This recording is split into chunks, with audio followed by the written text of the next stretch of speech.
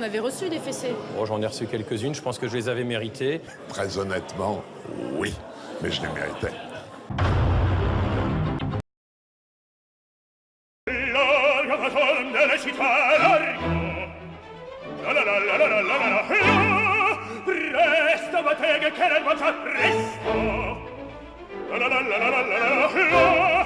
Aujourd'hui, pour le plaisir de la vue et oui, un breaking news plein de poésie. Ouais. Tu veux de l'info? On va t'en donner. Toutes les semaines, des tonnes d'actualités Avec le Breaking News Crew. pour vous servir. Yo swag. Yo swag. Aujourd'hui, le Breaking News, il est pas musical. Bah non, c'est du rap. Il est spécial. Aujourd'hui est un breaking news très spécial. En effet, car nous allons vous dévoiler les informations que les autres médias vous dissimulent. Attachés à notre intégrité professionnelle. Intégrité journalistique. Avec la plus totale intégrité journalistique. Nous ne pouvons un instant de plus vous laisser inconscient de ce qui se trame dans votre dos. Dans les journaux, dans le métro. Mais enfin oui, la question est, les médias contrôlent-ils le monde? Sam, à toi.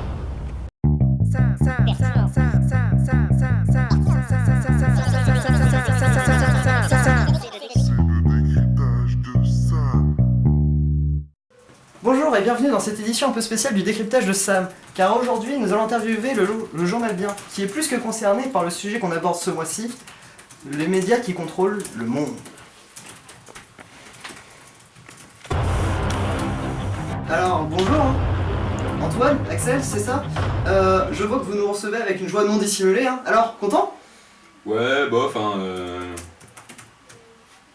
Ok, alors commençons, hein. Le journal Bien, ça existe depuis quand? Bah, ça fait déjà une petite année scolaire, là. Hein. Ah, vous aussi?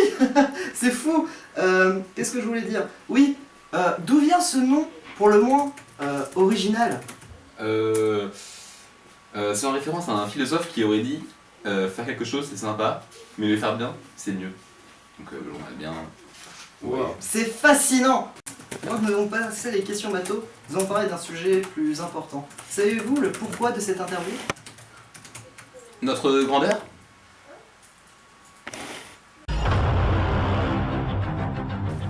Certainement.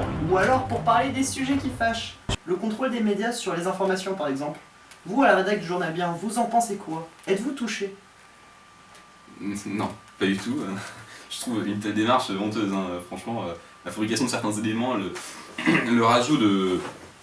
Bref, en tout cas, nous sommes libres et indépendants et nous n'avons aucun rapport avec ce genre de démarche. Les informations données ne sont en aucun cas fausses. Et évidemment, nous n'avons pas pourvu nos émissions de messages incitant à la haine.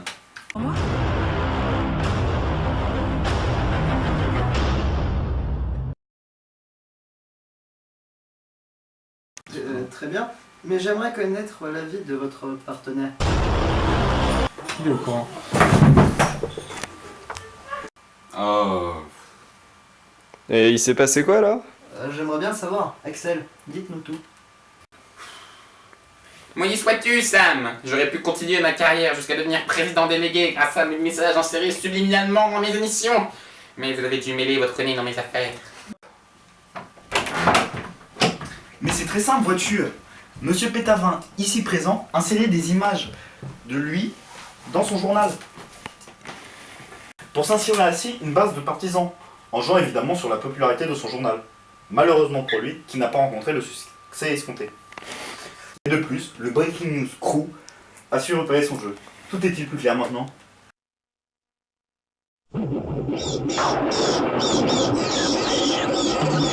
Dooby-dooby-doo, where are you? We got some work to do now. De rien, Sam. Meilleure interview de ma vie! Mais restons sérieux. Les cas comme ceux d'Axel ne sont pas isolés. Car oui, l'heure est à la course à l'audience. L'audimat est plus important que la véracité des infos pour peu qu'il rapporte un peu plus d'argent. Peu importe le média. Télévisé, papier, radio. On pourrait prendre un exemple simple avec la rivalité entretenue entre le journal Bien et Breaking News. Les deux journaux tentant de montrer sa supériorité à chaque journal pour ameuter ainsi un peu plus de fans et de groupies. Cependant, là où tout diffère, c'est que nous ne falsifions pas nos informations. Du moins, chez Breaking News. Et ça, c'est l'intégrité journalistique. Espère. Nous retrouvons maintenant Sigmund Fröhlich qui va nous témoigner de son lourd passé dans une grande chaîne de médias, que nous nommerons pas. Sigmund? Eh bien oui, tout a commencé après mes études. J'ai été accueilli pour un salaire alléchant dans une grande entreprise de publicité. Ils avaient le projet fou d'utiliser les neurosciences pour influencer inconsciemment le cerveau humain et contrôler les consommateurs.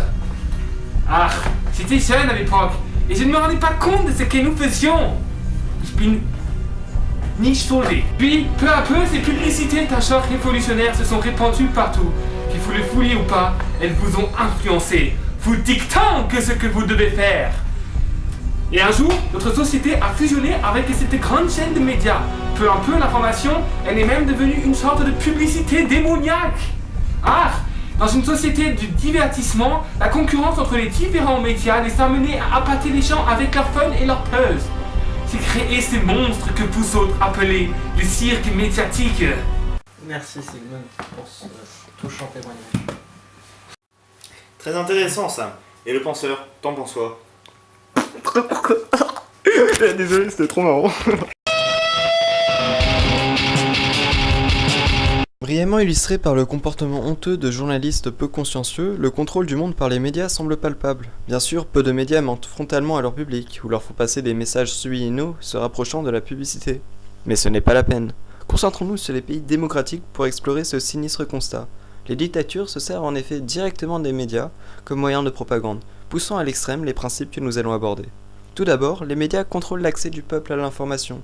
La radio, la télévision, les journaux et Internet sont aujourd'hui les seuls moyens d'accéder à l'information, au monde qui nous entoure.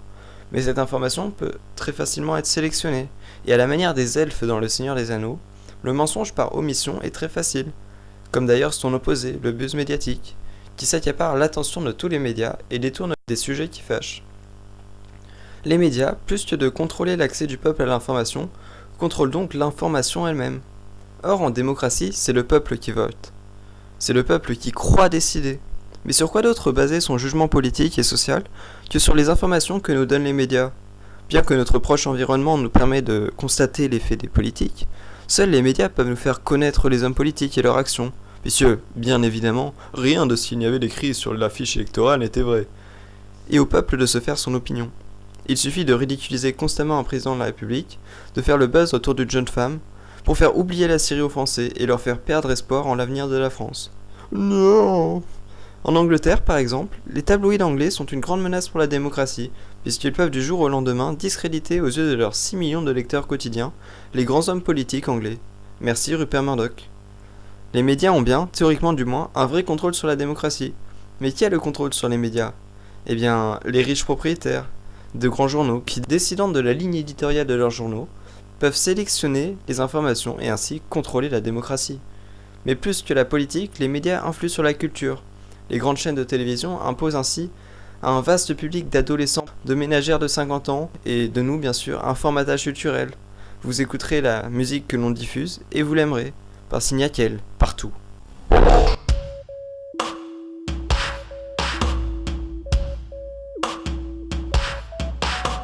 Je suis dans la baignoire, le peignoir est peigné. Le peigne est posé sur les WC dans lesquels repose mon hamster décédé. Swag, ce matin je suis allé vider ma vessie, mais par mes gardes j'ai oublié de rabaisser la lunette. Mon hamster est tombé dans les toilettes. Plouf, plouf, mon hamster nous a quittés frérot. Yo, yo. J'ai le spleen, le flow et le swag. J'ai des rimes, une chasse d'eau et des bagues. Yo, yo.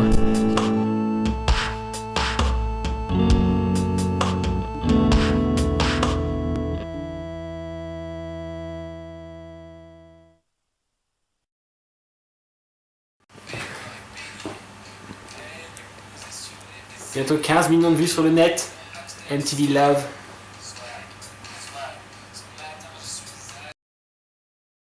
Et ce sont les mêmes hommes qui contrôlent ce formatage. Et qu'est-ce que le monde si ce n'est de la politique, de l'argent, un peu de culture et de supermarchés, et vous? Ainsi, une plutocratie influe, sinon contrôle le monde. à travers un matraquage culturel incessant et un ciblage médiatique intéressé à leur propre profit. Bien sûr, tous les journalistes sont d'admirables personnages, tous plus objectifs les uns que les autres, et ne sont comme nous que des victimes d'un système. Et voici un curieux exemple d'anticonformiste attaché à son indépendance culturelle, le hipster. Alors Axel, qu'est-ce que tu fais ? Bah figure-toi que je suis en train de lire un nouveau roman graphique d'un nouvel artiste tchécoslovaque, ça semble être une allégorie de la suprématie des médias. Franchement, le trait des dessins c'est si brut. J'adore le concept, surtout le croc là. Bref, recoupez vos informations, n'écoutez pas MTV, mais ne vous révoltez pas trop contre le système. Vous en faites partie. Et pour passer sur une touche un peu plus joyeuse, des informations d'un média totalement libre et indépendant, Internet. Non, le penseur, car vois-tu, l'Internet libre est menacé. Pour ceux qui n'étaient pas au courant, l'Internet libre touche peut-être à sa fin. En effet, les États-Unis veulent le privatiser, car d'après eux, Internet est leur invention, ce qui n'est pas totalement faux. De ce fait, l'État veut confier l'Internet à de grandes entreprises qui sont exclusivement américaines. De ce fait, la loi ACTA, qui fut signée en 2012 par des personnes qui ne font pas partie d'un parlement quelconque, et par certains pays, 38 exactement, dont la France, mais de manière plus ou moins conforme. Ce qui empêche cette loi d'être ratifiée par les différents parlements, car le Parlement européen, par exemple, est contre. Pour ceux qui voient mal le problème de cette privatisation et ses conséquences, imaginez, un jour, vous rentrez chez vous, disons aujourd'hui, la loi ACTA est passée. Vous arrivez, vous rentrez chez vous, vous lancez votre ordinateur, vous lancez Google et YouTube pour regarder des vidéos du Breaking News. Eh ben non, vous pouvez pas, car il faut payer pour pouvoir accéder à YouTube.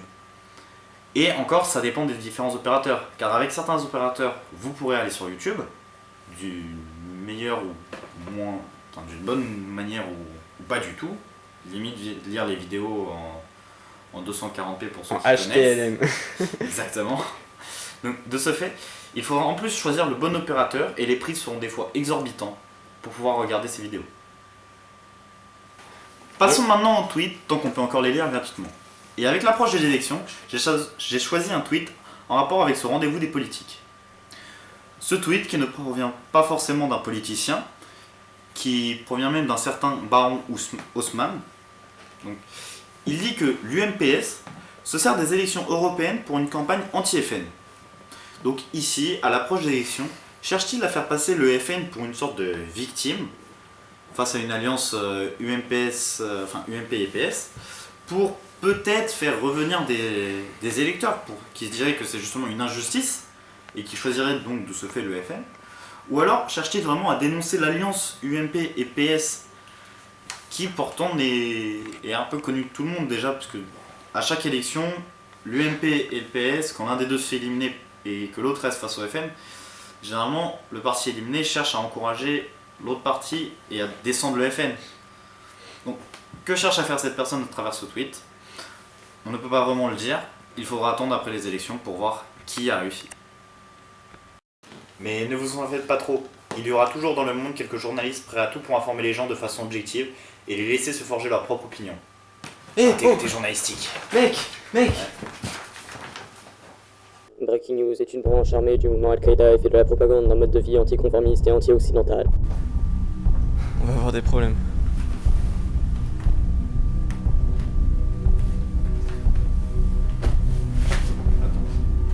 Allô? Là-bas qui arrive! Motherfucker! Sarah's apartment in southern France. The amateur video shows the SWAT team as they are about to storm the complex during a tense 32-hour standoff. Bon, eh bien, il semble que ce soit la fin. Une fois encore, le système a écrasé, impitoyable, les fragiles roseaux de l'espérance et plongé le monde dans l'obscurité d'une classe de CGS sans breaking news. Nous retournerons dans la cave dont le penseur nous a sortis, et finirons dans cet égout sans fond, où les phoques les plus informes rampent et se tordent sur des montagnes de fange. Mais il y a au monde une chose saine et sublime, c'est... Tire sur mon doigt!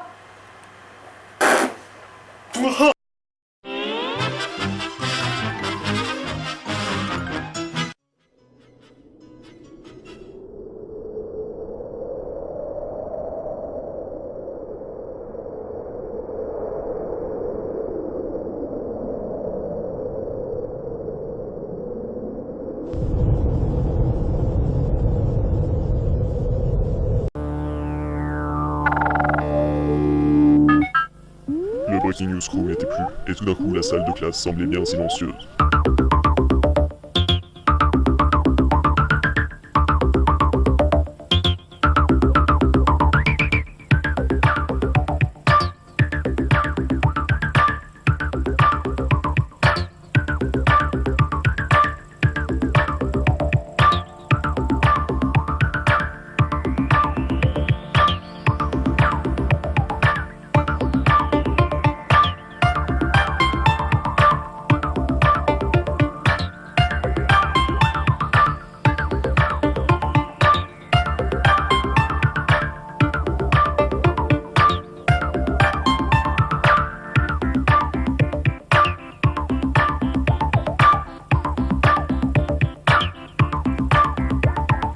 Charging power victory,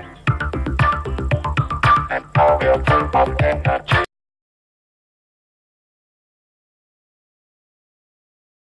Pas assez d'actualité dans ton Breaking News?